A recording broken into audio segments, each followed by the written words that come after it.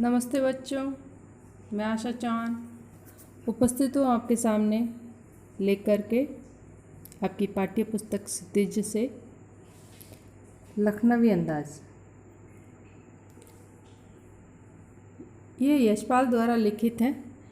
इसमें अभी तक अपन ने पढ़ा कि जब लेखक जो है वो किसी नई कहानी की सोच के विचार से और प्राकृतिक दृश्य देखने के लिए सेकंड क्लास के टिकट लेते हैं, लेकिन वहाँ देखते हैं कि नवाब साहब जो है एक लखनवी अंदाज में, लखनवी पहनावे में जो है वो वहाँ पे बैठे हैं नवाब साहब।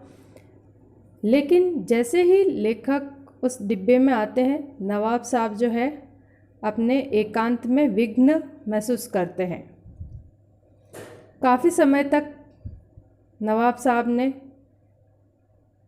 कोई बात नहीं की, लेकिन थोड़ी समय पश्चात उन्होंने आदाब अर्ज किया और अपने पास रखे खीरे जो है वो शौक़ फरमाने के लिए कहा, लेकिन लेखक जो है वो इनकार कर देता है।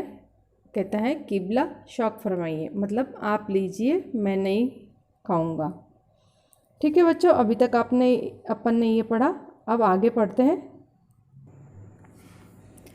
नवाब साहब ने फिर एक पल खिड़की से बाहर देखकर गौर किया और दृढ़ नीचे से खीरों के नीचे रखा तौलिया झाड़ कर सामने बिछा लिया। सीट के नीचे से लोटा उठाकर दोनों खीरों को खिड़की से बाहर धोया और तौलिए से पोंछ लिया। जेब से चाकू निकाला, दोनों खीरों के सिरे काटे और उन्हें गोंद कर झाग निकाला। फिर खीरों को बहुत एहतियात से छीलकर फाकों को करीने से तौलिए पर सजाते गए। तो अभी तक अपन ने देखा कि नवाब साहब जो है वो लेखक से खीरे शौक़ फरमाने के लिए बोलते, लेकिन लेखक जो है वो इनकार कर देता है। इसके पश्चात नवाब साहब उन खीरों को अच्छे से धोते हैं और फिर जो है उनको गोंदते हैं, उसका झाग निकालते हैं। उसके बाद में उसकी फाकों को काटते हैं और करीने से, मतलब तरीके से जो है वो उस तौलिए पर सजाते गए। लखनऊ स्टेशन पर खीरे बेचने वाले खीरे का इस्तेमाल का तरीका जानते हैं। ग्राहक के लिए जीरा मिला नमक और पीसी हुई लाल मिर्ची की पुड़िया भी हाजिर कर देते हैं। इस प्रकार जब लखनऊ स्टेशन पे ऐसे लोग जो है खीरे बेचने वाले होते हैं, वो साथ में नमक मिर्च और जीरा मिला हुआ नमक और लाल मिर्ची की पुड़िया भी जो है वो साथ में देते हैं। नवाब साहब ने बहुत करीने से खीरों की फाकों पर जीरा मिला नमक और लाल मिर्च की सुर्खी बुरक दी। उनकी प्रत्येक भावभंगिमा और जबड़ों के स्फुरण से स्पष्ट था कि इस प्रक्रिया में उनका मुख खीरे के रसास्वादन की कल्पना से प्लावित हो रहा था। तो जैसे जैसे नवाब साहब खीरे काटे, फिर उनको तरीके से करीने से जो है उस तौलिए पे बिछाए, रखे, उनको सजाए। उसके बाद में उस पर नमक मिर्ची लगाया और तो ये सारी क्रिया जो है वो कर रहे थे। तो उनकी भावभंगी, उनके चेहरे से और उनके भावों से ऐसे लग रहा था कि उन खीरों को देखकर ही जो है उनके जबड़ों से, मतलब उनके मुंह में जो है वो पानी आ रहा है। और उस प्रक्रिया में उनका मुख जो है, और ये सारी जो जैसे जैसे वो प्रक्रिया कर रहे हैं, ये सब कर रहे हैं, वैसे ही उनका मुख जो है रसास्वादन की कल्पना में ही को खाने की कल्पना से ही जो है उनके मुंह में पानी आ रहा, प्लावित हो रहा है, मतलब पानी आ रहा था। हम कनखरियों से देख कर सोच रहे थे मियाँ रईसी बनते हैं, लेकिन लोगों की नज़रों से बच सकने के ख्याल में अपनी असलियत पर उतर आए हैं। लेखक कहते हैं कि ये नवाब साहब जो है रईस दिखने का दिखावा कर रहे हैं, लेकिन वास्तव में ऐसा कुछ नहीं है। लोगों की निगाहों की नज़रों से बच सकने के ख्याल से अपनी असलियत पर आ गए, और लेकिन लोगों की नज़रों से बच करके जो है अपनी असलियत पर अब आ ही गए, और खीरे जैसी मामूली चीज़ जो है वो उसको खा रहे हैं। नवाब साहब ने फिर एक बार हमारी ओर देखा और देख लिया। वल्लाह शौक कीजिए, लखनऊ का वालम खीरा है। नवाब साहब ने एक बार फिर लेखक को खीरा जो है वो ऑफ़र किया। एक बार फिर उनको कहा कि आप भी शौक फरमाइए, ये लखनऊ का प्रसिद्ध खीरा है। नमक मिर्च छिड़क दिए जाने से ताज़े खीरे की पनियाती फाके देख मुंह में पानी जरूर आ रहा था, लेकिन इनकार कर चुके थे। आत्मसम्मान निभाना ही उचित समझा। उत्तर दिया, शुक्रिया, इस वक्त तलब महसूस नहीं हो रही है। मैदा भी ज़रा कमज़ोर है, किबला शौक फरमाइए। जब एक बार फिर से जो है नवाब साहब उनको खीरा खाने के लिए बोलते हैं, तो लेखक जो है वो जो कि पहले ही मना कर चुके थे, लेकिन उनके मन में खीरा खाने की इच्छा तो हो रही है, क्योंकि नमक मिर्च छिड़क दिए जाने के बाद में जो है खीरा और ही ज़्यादा पनियाती, मतलब पानी वाला हो गया, एकदम से खाने जैसा हो गया है। लेकिन इनकार कर चुके थे, और एक लेखक ये सोच रहे कि आत्मसम्मान भी कोई बात होती है, क्योंकि इसके लिए वो पहले ही मना कर चुके थे। तो लेखक कहते हैं, शुक्रिया, इस वक्त तलब महसूस नहीं हो रही है, और मैदा भी ज़रा कमज़ोर है, मतलब उनका जो है आमाशय जो है वो कमज़ोर है। किबला शौक फरमाइए, मतलब आप खाइए, मैं नहीं खाऊंगा।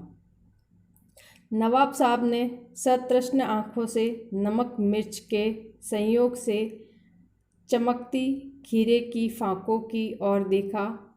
खिड़की के बाहर देखकर दीर्घ निश्वास लिया। खीरे की एक फाँक उठाकर होठों तक ले गए, फाँक को सूंघा और स्वाद के आनंद में पलकें मूंद दी। तो नवाब साहब जो है उनको तृष्णा भरी आँखों से नमक मिर्ची लगी हुई खीरा की फाँकों को देखा। एक एक फाँक को उठाते गए और उनको खीरे की फाँकों को देखा।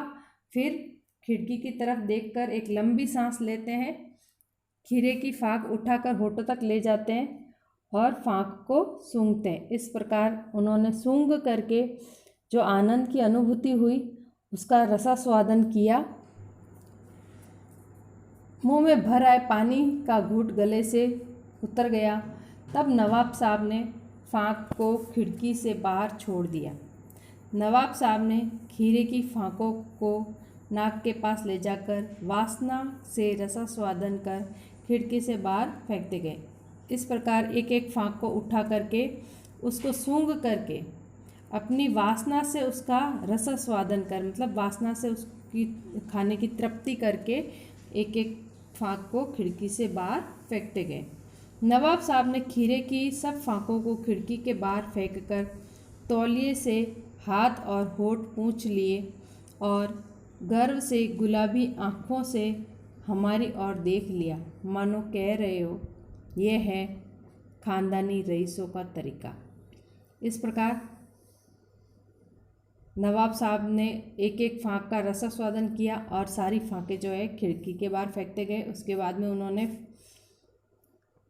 तौलिए से हाथ पूछे, होठ पूछे और अपनी गर्व भरी आँखों से लेखक की तरफ देखा और ऐसा लग रहा था कह रहे हो कि हम रईसों का खाना इस प्रकार ही होता है, रईसों के खाने का तरीका यही है। नवाब साहब खीरे की तैयारी और इस्तेमाल से थककर लेट गए। हमें तस्लीम में सिर खम कर लेना पड़ा। ये है ख़ानदानी तहजीब, नफासत और नज़ाकत। इस प्रकार नवाब साहब जो है खीरे को खाकर और काम की थकावट से लेट गए और हमें तस्लीम में सर खम कर लेना पड़ा, मतलब उनकी इस तहजीब से अपना सर जो है वो झुका लेना पड़ा। और मानो ये कह रहा है कि यह ख़ानदानी तहजीब मतलब शिष्टता, तहजीब का अर्थ शिष्टता, नफासत का अर्थ है स्वच्छता और नज़ाकत का अर्थ है कोमलता। तो ऐसा लग रहा है कि नवाब साहब लेखक से कह रहे हैं कि ये हमारी ख़ानदानी शिष्टता है, स्वच्छता है और कोमलता है। हम गौर कर रहे थे खीरा इस्तेमाल करने के इस तरीके को खीरे की सुगंध और स्वाद की कल्पना से संतुष्ट होने का सूक्ष्म, नफीस और एब्स्ट्रैक्ट तरीका जरूर कहा जा सकता है, परंतु क्या ऐसे तरीकों से उदर तृप्ति भी हो सकती है?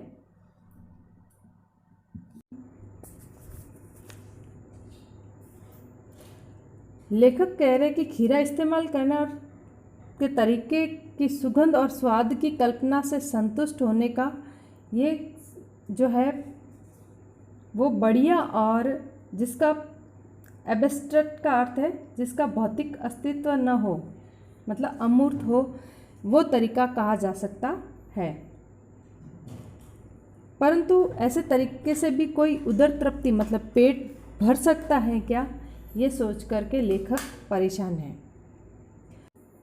नवाब साहब की ओर से भरे पेट के ऊंचे डकार का शब्द सुनाई दिया और नवाब साहब ने हमारी ओर देखकर कह दिया, खीरा लजीज होता है लेकिन होता है शकील, नामुराद मैदे पर बोझ डाल देता है। और ऐसे डकार लेके जो है लेखक को जताना चाहते हैं नवाब साहब की मैदा जो हमने खाया वो हमारे आमाशय पर भारी है, होता तो अच्छा है, लजीज होता है, खाने में अच्छा लगता है, लेकिन शकील होता है, मतलब आसानी से पचने वाला नहीं होता है, इसलिए मैदे यानी कि आमाशय पर जो है बोझ डालने वाला होता है। ज्ञान चक्षु खुल गए, पहचाना ये है कहानी के असली लेखक। लेखक के ज्ञान चक्षु जो है वो खुल जाते हैं और लेखक जो अपनी नई कहानी की सोच में इस डिब्बे में बैठे थे, तो लेखक कह रहे हैं कि ये है नई कहानी के लेखक। लेखक मैं नहीं, ऐसे लेखक होते हैं, ये हैं नई कहानी के लेखक। खीरे की सुगंध और स्वाद की कल्पना से पेट भर जाने का डकार आ सकता है, तो बिना विचार, घटना और पात्रों के लेखक की इच्छा मात्र से नई कहानी क्यों नहीं बन सकती है। इस प्रकार से लेखक का ये लखनवी अंदाज पूरा हुआ। ठीक है बच्चों, मिलते हैं आगे। ओके।